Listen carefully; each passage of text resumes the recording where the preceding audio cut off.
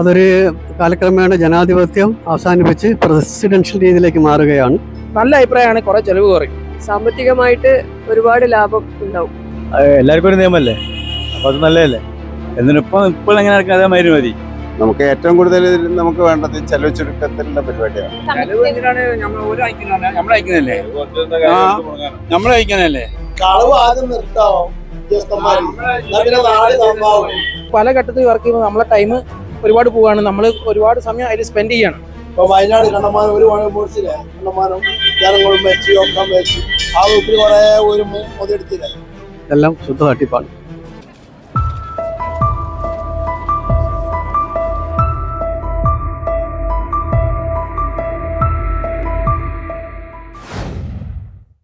നമ്മുടെ രാജ്യത്ത് ഒറ്റ തെരഞ്ഞെടുപ്പ് ആക്കാൻ പോവുകയാണെന്ന് പറയപ്പെടുന്നു. ആ ഒരു പദ്ധതിയോട് യോജിക്കുന്നുണ്ടോ?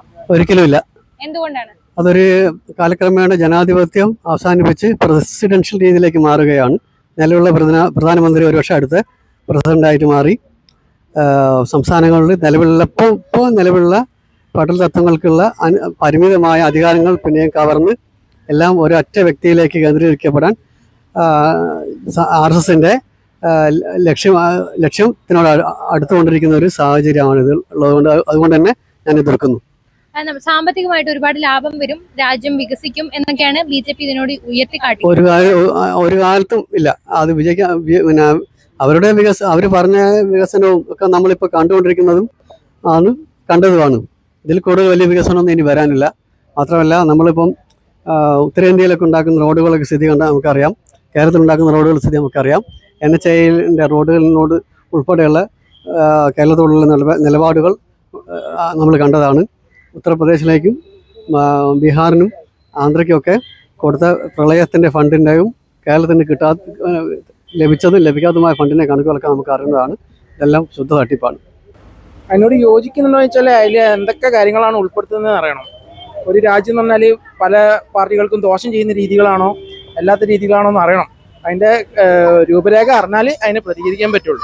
നല്ല അഭിപ്രായമാണ്. കുറേ ചെലവ് കുറയും. പിന്നെ നമ്മളും പ്രവർത്തകരാണ്. നമുക്ക് പ്രവർത്തിക്കുമ്പോൾ ഒരു കാര്യത്തിന് മാത്രം പ്രവർത്തിച്ചാൽ മതി. എല്ലാ കാര്യത്തിലും ഉൾപ്പെടാൻ പറ്റും. ഇപ്പോൾ MLA തിരഞ്ഞെടുപ്പായാലും കൗൺസിലർ തിരഞ്ഞെടുപ്പായാലും MP തിരഞ്ഞെടുപ്പായാലും എല്ലാത്തിനും നമുക്ക് ഒരു ടൈമിൽ വർക്ക് ചെയ്ത് പല ഘട്ടത്തിൽ വർക്ക് ചെയ്യുമ്പോൾ നമ്മളെ ടൈം ഒരുപാട് പോവുകയാണ്. നമ്മൾ ഒരുപാട് സമയം അതിൽ സ്പെൻഡ് ചെയ്യണം. പക്ഷേ നമുക്ക് യാതൊരു പ്രോഫിറ്റ് ഒന്നുമില്ല. നമ്മൾ അണികളായതുകൊണ്ട് പ്രവർത്തിക്കുന്ന ഒരു കാര്യങ്ങൾ മാത്രമാണ്. അപ്പോൾ ആ സമ്പ്രദായം കൊണ്ടുവരുന്നത് നല്ലതാണ്. പക്ഷെ അതിൻ്റെ അടിസ്ഥാനമായിട്ടുള്ള കാര്യങ്ങൾ കൂടി അറിയാം. ഒരു രാജ്യം ഒരു തെരഞ്ഞെടുപ്പ് എന്ന പദ്ധതി വരുന്നതിനോട് നിങ്ങൾ യോജിക്കുന്നുണ്ടോ? അത് നല്ലതാണെന്നാണ് എൻ്റെ അഭിപ്രായം. എന്തുകൊണ്ടാണ്? അത് രാജ്യത്തിന് എത്രയോ സാമ്പത്തികമായിട്ട് ഒരുപാട് ലാഭം ഉണ്ടാവും. മാത്രമല്ല നമ്മൾ ഇപ്പോൾ ഇതുവരെയുള്ള ഒരു ഇത് നടന്നുകൊണ്ടിരിക്കുന്നത് എന്താണെന്ന് വെച്ചാൽ നമ്മളെപ്പോഴും ഇപ്പോൾ കേരളത്തിൻ്റെ തന്നെ എടുത്തു കഴിഞ്ഞാൽ ഇപ്പോൾ ലോക്സഭയിലേക്ക് ഇലക്ഷൻ നടന്നു. പക്ഷെ അതിൽ നമുക്ക് 18-2 നമ്മൾ നിൽക്കുന്നത്. അപ്പോൾ ഈ 2 എന്നുള്ള പാർട്ടിയാണ് ഇപ്പം ഭരിക്കുന്നത്. അപ്പം അതോടൊപ്പം സംസ്ഥാനത്തും ആ ചേഞ്ച് വരണം.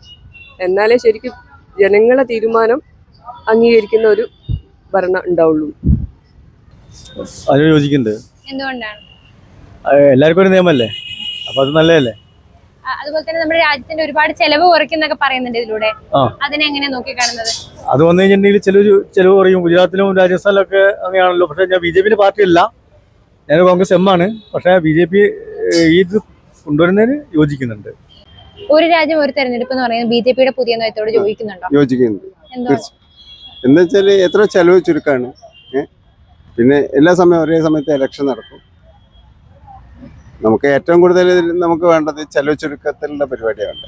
അല്ലാതെ ഓരോ സ്ഥലത്തും ഓരോ സമയത്ത് നടക്കുമ്പോൾ നമുക്ക് വളരെ ചെലവ് കൂടുതൽ. അപ്പം അതിൻ്റെ ഒരു മെച്ചം കിട്ടുമല്ലോ. യോജിക്കുന്നില്ല. ഇപ്പോൾ എങ്ങനെ അതേമാതിരി മതി. അത് ഏറ്റവും നല്ലത്. ചേട്ടന്റെ അതേ അഭിപ്രായം തന്നെ എനിക്കും. വേറെ അഭിപ്രായമൊന്നുമില്ല. ഒരേ രാജ്യമൊന്നും നടക്കൂല. എല്ലാവരും ഇലക്ഷനിൽ വോട്ട് ചെയ്യുക. ആരാ ജയിക്കുന്നത് ഒരു ഭരണത്തിന് കയറാം. രാജ്യം പോരാ. ഇലക്ഷൻ ഒന്നും പോരാ. ഇപ്പോഴുള്ള മാതിരി. അതായത് ഇത് ഒരുപാട് ചെലവ് കുറയ്ക്കും നമ്മുടെ രാജ്യത്തിന്റെ നമ്മളയക്കുന്നല്ലേ നികുതി കൊടുക്കണല്ലേ. ഒരു കട്ടയിനൊക്കെ നമ്മളെ എന്താ പറയാ ഒരു വ്യക്തിയല്ലേ ഒന്നായിട്ട്. പറയാനൊന്നുമില്ല, ഇതൊക്കെ തന്നെ അവിടെ പറയാനുള്ളത്. കളവ് ആദ്യം നിർത്താവോ ഉദ്യോഗസ്ഥന്മാര്, എന്നാ പിന്നെ നാട് നന്നാവും. ഓര് എത്രത്തോളം കക്കുണ്ട് അത്രത്തോളം നമ്മളെ നാട്ടിൽ നമ്മളെ ദോഷങ്ങളുണ്ടാവും.